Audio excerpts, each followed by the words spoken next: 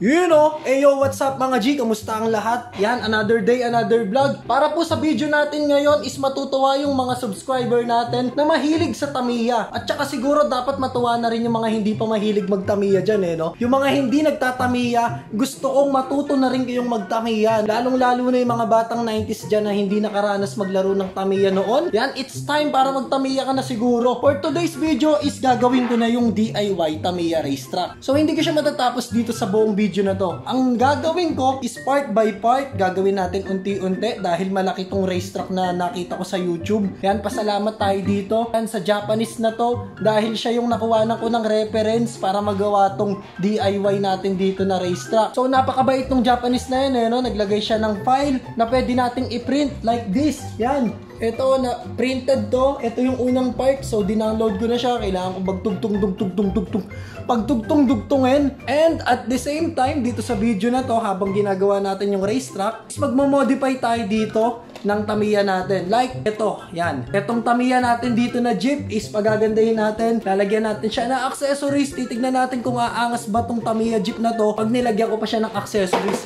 Pero hindi na ako bibili.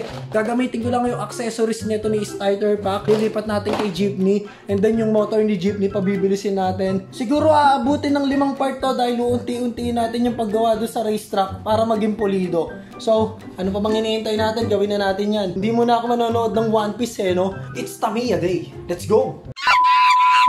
Ang kailangan natin sa project natin na to is yung tape, glue gun, ang pinaka-importante, tape na mas manipis, cutter syempre, ruler, gunting, at saka glue sticks.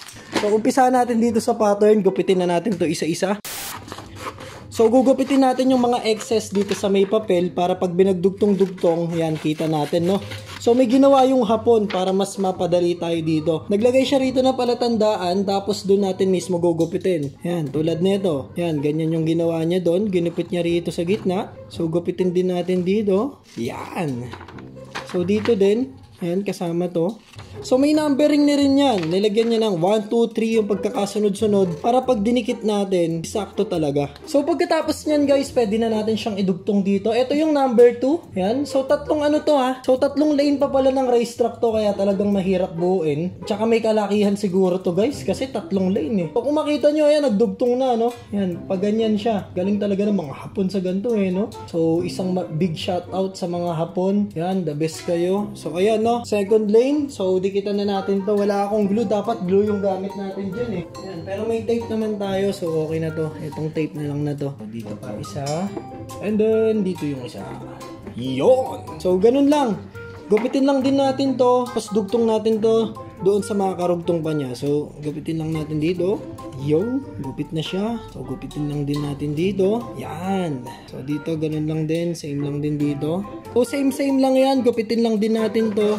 Yan, basta wag lang lalagpas para hindi tayo magkamali, Kasi pag lumagpas tayo dito, so, baka lumihis yung racetrack natin.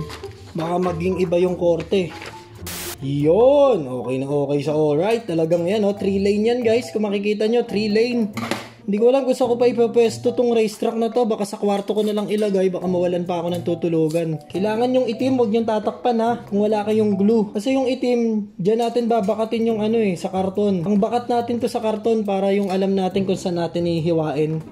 Yan. So, ito siya guys. Kung makita nyo, itong part pa lang na to, makikita nyo na kung gaano siya kalaki. Kasi diba, ayan napakalawak.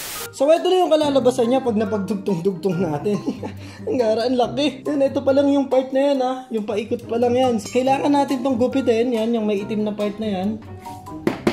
So, ayan. Nagupit na natin. So, ang next nito, ibabakat na natin siya sa karton. Madali lang naman tong bakatin. Ito lang gitna ang mahirap. Kailangan natin tong butas-butasan doon. Yan, sabi ko sa inyo, medyo matrabaho talaga tong paggawa ng racetrack Pero okay lang kasi dito tayo masaya. Let's go. Gusto kong makita yung mga Tamiya natin na umaandar dyan. Pinaghirapan natin tong racetrack na to. Tsaka hindi tayo gumastos, di ba?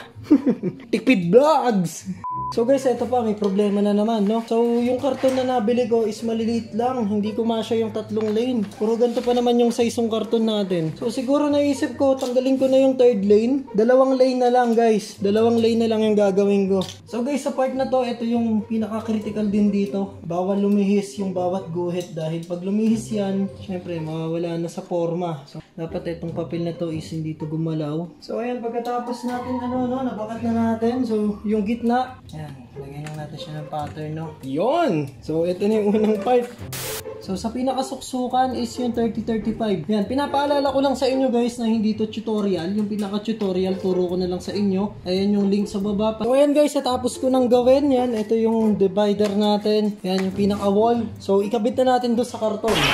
So eto na guys, natapos ko na yung unang part ng racetrack. Yan, kung mapapansin nyo, apaka-solid nito sa likod. Yan, ito yung divider niya. May suksukan yan, hindi to basta-basta maaalis pag umandar yung Tamiya dyan. Yung wall, hindi agad-agad maaalis kasi nga ayan, napakatibay ng likuran yan. Ang ginamit ko na pandikit dito is Stickwell. Yung ginamit kasi ni Hapon dun sa video na pinapanood ko, parang ordinary na lang, naglulang. Ginanong-ganon niya lang. Pero dito kasi, ang ginamit ko rito is Stickwell. Yan, tapos meron pang glue stick yan dito guys, yan, nilagyan ko ng glue stick para mas matibay. So worth it yung paggawa natin dito kahit medyo matagal.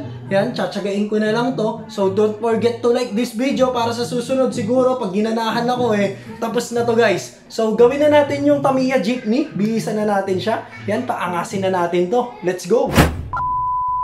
Sa mga naghahanap ng tulad ng ganito na mga pellet gun, available pa rin to dito sa may shop natin. For cosplaying, displaying, or collecting, andito lahat yan. Meron tayong handgun, sniper, meron tayong automatic, tsaka full metal. And meron din tayong ibang laruan dito like helicopter, check nyo na lang. Yeah, let's go, balik na tayo sa vlog.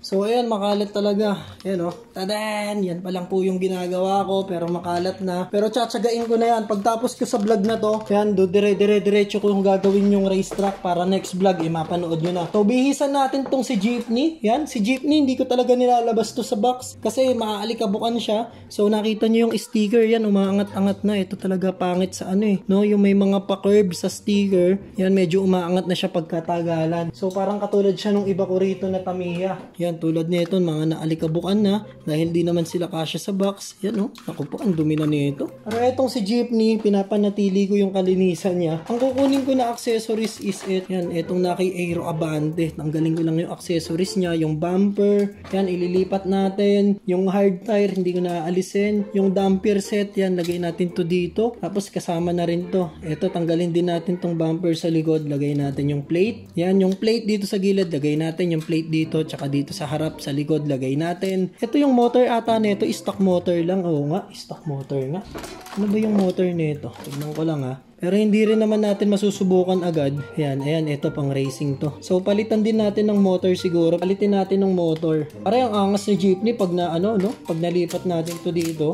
Ito yung motor niya, ang bilis siguro nito umandar. Lagay muna natin yung stock motor dito kay Aero Abante. Aero Abante, pasensya ka na Tanggalan muna kita ng lakas.